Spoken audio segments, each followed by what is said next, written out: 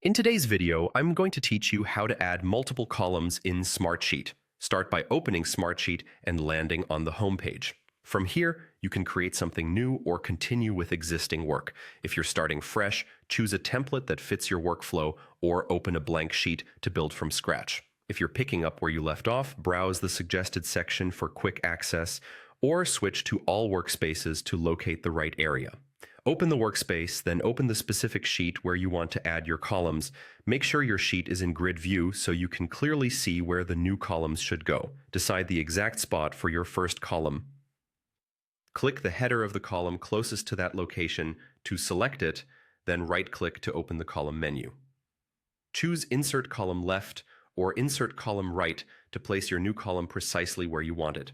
Left puts it before the selected column, right places it after. Next, select the column type.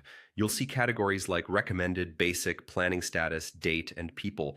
Recommended highlights common choices based on context.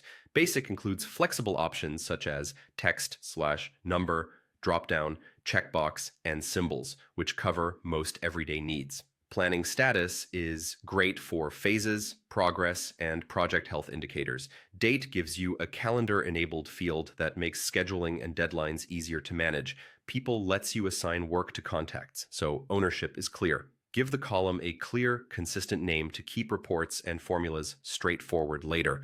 If it helps your team, add an optional description. This is a great place to spell out what belongs in the column, formatting rules or examples, and expectations for collaborators. When everything looks correct, click Apply to create the column. To add multiple columns, repeat the same insert action. A quick way to build them in order is to select the most recently added column and choose Insert Column Right for the next one, so they line up exactly as planned.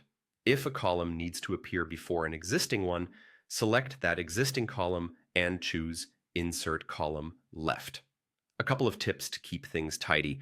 Plan your sequence before you start. Use text/number for IDs or names, date for schedules, people for owners, and a status field for tracking progress. Keep naming consistent so filters, formulas, and reports remain clean. And if you don't see insert options, double-check that you have the right permissions on the sheet. And that's it. You opened your sheet, used the column menu, selected the right types, named them clearly, and applied the changes, repeating as needed. If you like this video, hit the like button, subscribe to this channel, and hit the bell icon for new uploads.